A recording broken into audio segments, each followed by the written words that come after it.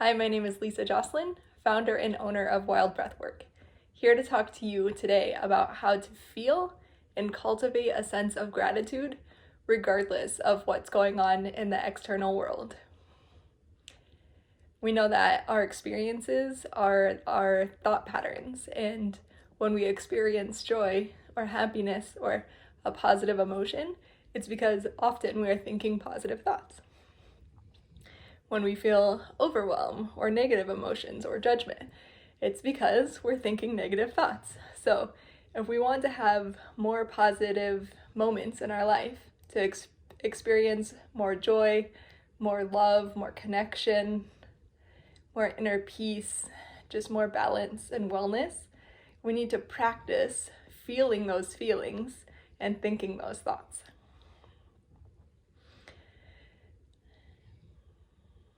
Remember when you got a new title, like a teacher or a parent or your degree title?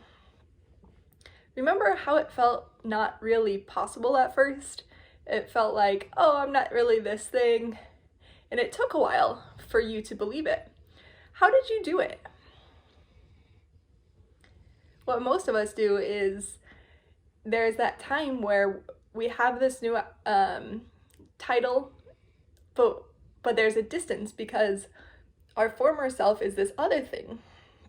And there's this gap in our experience with this new identity. So what do? We keep telling ourselves a new thought. I am this thing, I am this thing, I am this thing.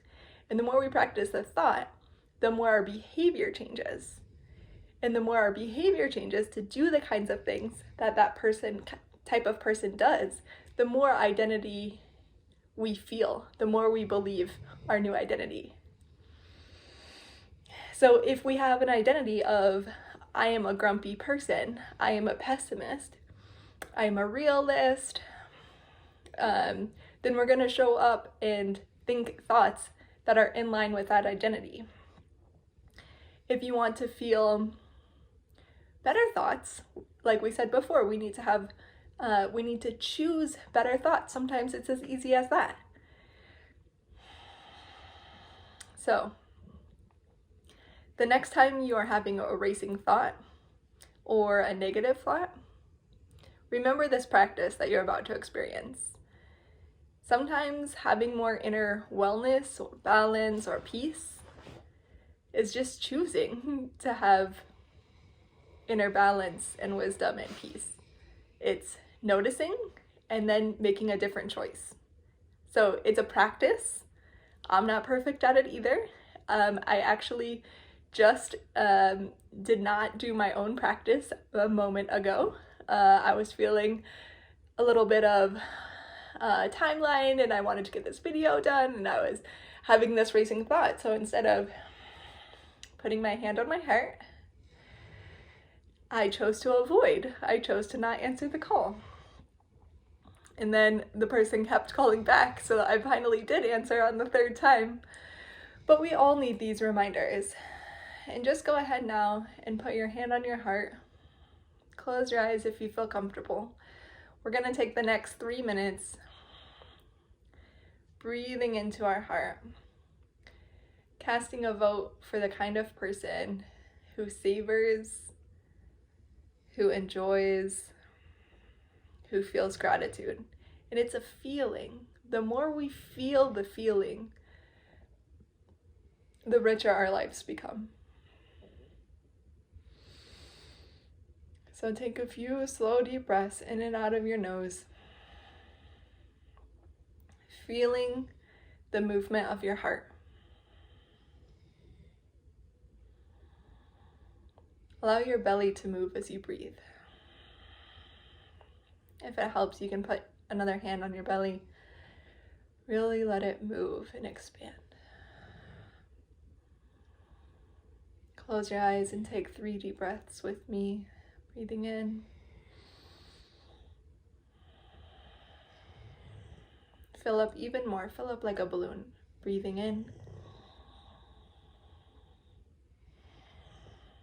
Last one. Breathing in.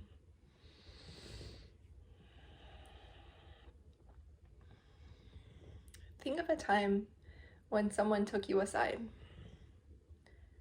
or called you, or knocked on your door. And the reason that they wanted to reach you was to tell you that you have been an important role model or relationship in their life. Just think of one person. Maybe it was a teacher or a student. Maybe it was a colleague or a neighbor. Think of one person in your life who took the time to appreciate you, who described a moment that lifted them up. Feel what that felt like. Remember how euphoric you felt, how surprised,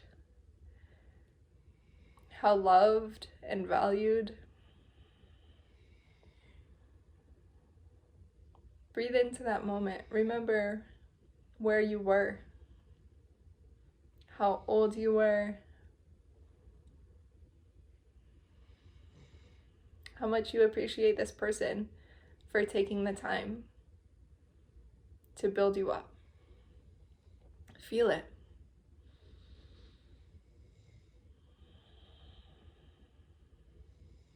Really be there. Try to recreate it as much as you can.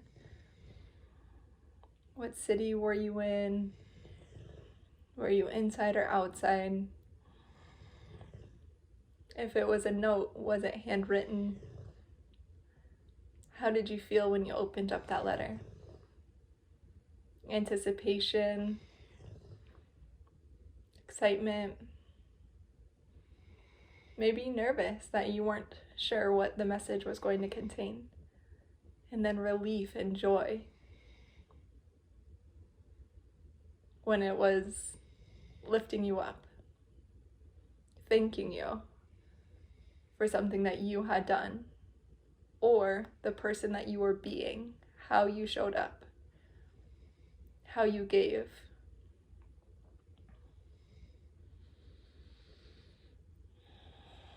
Take 3 more breaths into your heart, really feeling it. Relaxing your shoulders, relaxing your belly, and letting that go. So the next time you're feeling overwhelmed or a negative thought, get into the practice of putting one hand on your heart. Even if you don't go through that whole experience of remembering gratitude received, your body remembers this moment, and putting your hand on your heart will reactivate this sense of calm and connection to yourself. If you are feeling stressed at the moment, or just generally, and you would like some more tips on de-stressing, I am doing a Saturday morning class. So the first one is breath work, and so it's this what we just did now, and also active breathing. And you can check out my channel on Facebook or wildbreathwork.com to see some examples. So that's 9 to 10 Mountain Standard Time each Saturday, and for the month of April we're focusing on stress. And then if you want to do some body movement, you're feeling a little tight, or like you've been sitting a lot, you haven't been getting out as much as you would like, we're doing yin yoga. So yin is slow, stretchy yoga. I like to call it no sports bra yoga because it's deep stretching. So if that sounds good to you, I would love to see you in class for a live Zoom session this Saturday. If you don't love live, we also have on-demand classes that you can access for 30 days, same cost. So I hope to connect with you soon, and thank you for being here. Hey there, parents. I'm Flora McCormick, founder and creator of Sustainable Parenting, here to talk to you today about how to have gratitude be something that can really change challenging behavior. Now, it can be easy to think that challenging behavior is something that we need to have more structure, more strict, more boundaries in order for them to know that is not okay. And that's absolutely a part of effective discipline. Yes, having structure, having it clear, this is what I don't want you to do, and being consistent on that. However, if you do not partner that with what I am going to talk to you about today, you're not going to see change. You're often likely to just see resistance, rebellion, defiance, because they don't feel the other piece that's really important. Let me tell you a story. So, when my son was 2.5 and my daughter was 6 months old, I had a situation where he was testing and doing things that were naughty and sort of picking on the baby and doing things that were so frustrating. I was sleep deprived and I was in a space of just like, stop that. Why are you doing that? Okay, go to timeout. Like limits, boundaries, consequences. That's all I was able to pull from. And it led to just more negative behavior and more limits, boundaries, and consequences. And I was feeling like a failure. Why isn't this working? I was so tired. I was exhausted. I was feeling defeated. And he was feeling icky, obviously, because he kept having this negative behavior. So I thought of a story of my childhood where I needed to add more sugar to the lemonade. This is what I did to change things with Caleb. So when I think of adding more sugar to the lemonade, when I was a child, I had a situation where my grandma had a lemon tree and we would go and make homemade lemonade. And my mom always made it, but one day I decided I was old enough, I was going to make it. So I put in some lemons, I put in some sugar, put in some water. I was pretty little, just old enough to be able to kind of squeeze and cut. And I put in some stuff and I tasted it and it was so gross. It did not taste good. But my brain thought, well, it's lemonade, so it must need more lemons to taste right, because like when you have those, they're kind of sweetish lemons from her tree. So I put in the lemons and then I put a little more sugar and it was like, this is still not good. And what I realized is that lemonade is actually like 90% sugar and just a little bit of lemon, really. And this is how behavior modification is more powerful. So the lemon side sometimes is we get into that just limits, boundaries, and consequences. And it can just add more sour to what's already sour if we do not add also more sweetness. That's where gratitude comes in. So with Caleb, when he was being naughty and stuff, and I wanted to be like, dude, stop, stop, stop, I shifted my focus to the sweetness. How can I notice what I want to see more of? How can I connect to him to make sure he knows he's loved? Kind of understanding that behavior is always communication. And I took a guess that what was underneath some of his behavior at that time was maybe feeling a little bit, unsure that he was still very loved and lovable, even though this new baby was in our world. So the first thing I did was to seek to give him 8 hugs a day. Just unprompted, for no reason at all, just seeking as many opportunities as I could to just pull him on my lap and say, I love you so much, look in his eyes, because I was spending so much time with this sweet baby, connecting, holding, looking in her eyes. So I said, let me make sure I'm doing at least 8 hugs a day. We know from Virginia Satir, the famous therapist with families, she said that we need 8 hugs a day just to survive. She even suggests like 12 hugs to thrive. But I was like, okay, well, I'm going to at least try the 8. And then also, I used gratitude of noticing what I appreciated when I saw it. So there were moments still that he wasn't listening to me. There were moments where he was being a little bit pesky to his sister. And there were moments where he was listening, where he was being kind to his sister, where he was just laying next to her, looking at her. So I shifted my focus. I'm going to grab any one of those I can and comment on it and say, look what you're doing. That is so awesome. I see that you're connecting and snuggling with sister. That's so sweet and loving of you.